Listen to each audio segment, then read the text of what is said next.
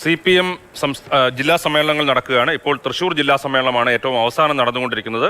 എന്നാൽ CPM തൃശൂർ ജില്ലാ സെക്രട്ടറിയായി MM വർഗീസ് തുടർന്നേക്കില്ല എന്നുള്ള വാർത്തയാണ് വരുന്നത്. പകരം AC Moideen, UP Joseph, KV Abdul Khader എന്നിവരുടെ പേരുകളാണ് പ്രധാനപ്പെട്ട പരിഗണനയിലുള്ളത്. MS ലിഷോയ് തൃശൂരിൽ നിന്ന് കൂടുതൽ വിവരങ്ങൾ നൽകും. ലിഷോയ്, എന്തുകൊണ്ടാണ് MM വർഗീസ് തുടരാൻ സാധ്യതയില്ല എന്ന് പറയാൻ കാരണം? അദ്ദേഹത്തിന്റെ ടേം, അതായത് നിശ്ചിത ടേമിൽ അവർ തുടരും, അതിനുശേഷം പുതിയ സെക്രട്ടറി വരും എന്നുള്ളതാണ്. ആവശ്യം വന്നു കഴിഞ്ഞാൽ അവരെ മാറ്റുകയും ചെയ്യും. പക്ഷേ ഇതിനിടയ്ക്ക് വെച്ച് മാറുന്നത് എന്തുകൊണ്ടാണ്? MM വർഗീസ് തന്നെ തുടരാൻ താല്പര്യമില്ല, അതായത് തുടരാൻ അനാരോഗ്യമുണ്ട് എന്നുൾപ്പെടെയുള്ള കാര്യങ്ങൾ പാർട്ടി നേതൃത്വത്തെ അറിയിച്ചിട്ടുണ്ട്. അതുകൊണ്ട് തന്നെ MM വർഗീസ് തുടരില്ല എന്നുള്ളതാണ് ഇപ്പോൾ നമുക്ക് ഉറപ്പിച്ച് പറയാൻ കഴിയുന്ന ഒരു കാര്യമായി ഇപ്പോൾ ലഭ്യമാകുന്ന വിവരം. UP ജോസഫിൻ്റെ പേരാണ് ഈ പട്ടികയിൽ പ്രഥമ പരിഗണന എന്നുള്ള രീതിക്ക് നൽകുന്നത്. കാരണം മറ്റൊന്നുമല്ല, UP ജോസഫ് ഇപ്പോൾ CITUവിൻ്റെ ജില്ലാ പ്രസിഡന്റ് എന്നുള്ള ജില്ലാ സെക്രട്ടറി എന്നുള്ള നിലയ്ക്ക് പ്രവർത്തിച്ചു വരികയാണ്. അതുപോലെ തന്നെ ഈ ജില്ലയിലെ തന്നെ മുതിർന്ന CPM നേതാക്കളിൽ ഒരാളാണ്.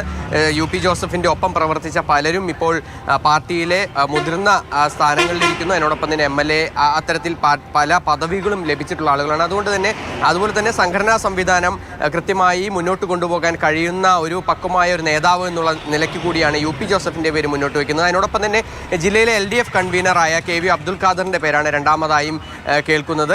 അതിൽ അബ്ദുൽ ഖാദറിനും സാധ്യതയുണ്ട് എന്നുള്ളതാണ് നമുക്ക് ലഭ്യമാകുന്ന വിവരം. അതിനോടൊപ്പം തന്നെ ഈ തൃശ്ശൂർ ജില്ലയെ സംബന്ധിച്ചിടത്തോളം ഇപ്പോൾ വളരെ ഒരു പ്രതിസന്ധി ഘട്ടങ്ങളിലൂടെ, അതായത് പ്രത്യേകിച്ചും BJPയുടെ ഒരു കടന്നുകയറ്റം വലിയ തോതിലുള്ള ഒരു കാര്യമായി തന്നെയാണ്, ഒരു പ്രതിസന്ധി ഉടലെടുക്കുന്ന തരത്തിലുള്ള രീതിക്ക് തന്നെയാണ് ഈ സമ്മേളനത്തിൽ ചർച്ചയിലുടനീളം ഉയർന്നു വന്ന ഒരു പ്രധാനപ്പെട്ട കാര്യം. അതുകൊണ്ട് തന്നെ AC മൊയ്തീനെ പോലുള്ളൊരു നേതാവിനെ നേതൃത്വത്തിലേക്ക് കൊണ്ടുവരണമെന്നുൾപ്പെടെയുള്ള ഒരു അത്തരത്തിലുള്ള നിലപാടുകളും ഇപ്പോൾ മുന്നോട്ട് വരുന്നുണ്ട്. എന്തായാലും ഇപ്പോൾ അല്പസമയത്തിനകം തന്നെ ഇതുമായി ബന്ധപ്പെട്ട സംഘടനാ തിരഞ്ഞെടുപ്പുള്ള നടപടികൾ ആരംഭിക്കുകയും ചെയ്യും. ജില്ലാ കമ്മിറ്റി അംഗങ്ങളെയും അതിനോടൊപ്പം തന്നെ ജില്ലാ സെക്രട്ടറിയെ ഉൾപ്പെടെയുള്ള തിരഞ്ഞെടുക്കുന്ന നടപടിക്രമങ്ങളിലേക്ക് പാർട്ടി സമ്മേളനം ഇപ്പോൾ കടക്കുകയാണ്. ഇന്ന് ഉച്ചയോടുകൂടി തന്നെ, അതായത് 1 മണിക്ക് മുൻപേ തന്നെ ഈ പ്രക്രിയകളൊക്കെ തന്നെ പൂർത്തീകരിക്കുമെന്നുള്ളതാണ് ഇപ്പോൾ പുറത്തു വരുന്ന വിവരം. എന്തായാലും വൈകുന്നേരം മുഖ്യമന്ത്രി പിണറായി വിജയനാണ് പൊതുസമ്മേളനം ഉദ്ഘാടനം ചെയ്ത് സംസാരിക്കുന്നത്. അതിന് മുൻപായി തന്നെ സെക്രട്ടറിയെ അവതരിപ്പിക്കുകയും അതിനോടൊപ്പം തന്നെ മറ്റ് ജില്ലാ കമ്മിറ്റി അംഗങ്ങളെ തിരഞ്ഞെടുക്കുകയും ചെയ്യും.